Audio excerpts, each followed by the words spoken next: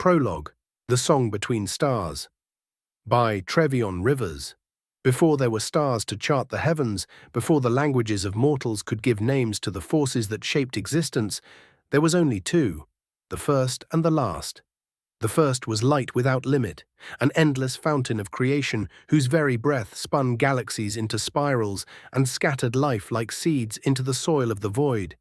The last was the great undoing, the shadow that cooled the fire, the stillness that followed the final note of a song.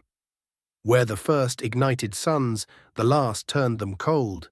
Where the first sculpted mountains, the last ground them to dust. They were not enemies in the mortal sense of the word, for neither could exist without the other. Their nature was balance through opposition. From the convergence of their essences came the twins. Neither purely of light nor solely of darkness, they were paradox embodied. In one hand, they held the seed of creation, in the other, the scythe of destruction. Their presence altered the fate of worlds, sometimes as arbiters ensuring balance, other times as agents of disruption. Across countless myths, they were worshipped as judges, reviled as betrayers, or feared as omens of inevitable change. In the age that followed, new titans emerged from the cosmic womb, the primordials.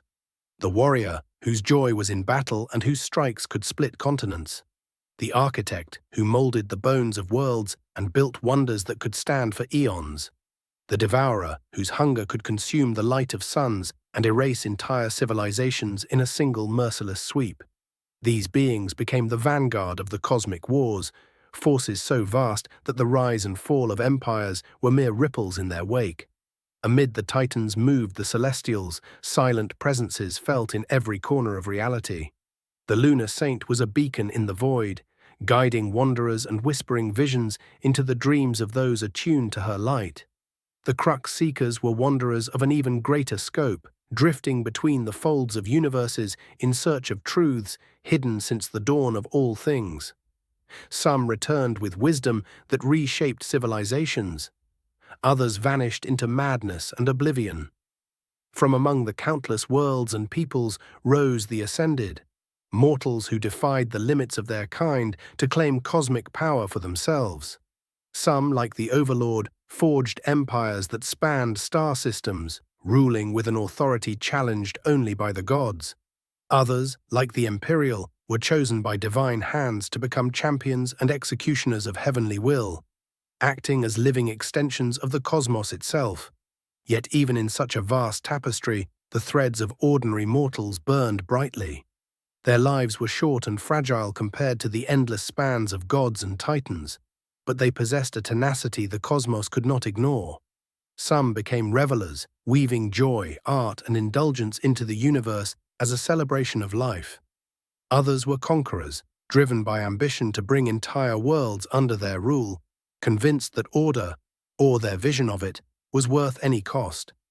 High above, beyond mortal reach, the gods themselves formed a culture of staggering complexity. The rulers of the 9 celestial thrones decreed the laws that governed realities. The dreamers spun the threads of destiny in towers of thought and vision.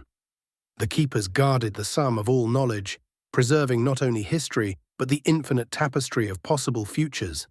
The pact, bound by sacred oath, swore never to directly touch mortal affairs, though their influence lingered in subtle signs, omens, and chosen agents. And so, the struggle between making and unmaking endured, not as a single war, but as an eternal cycle.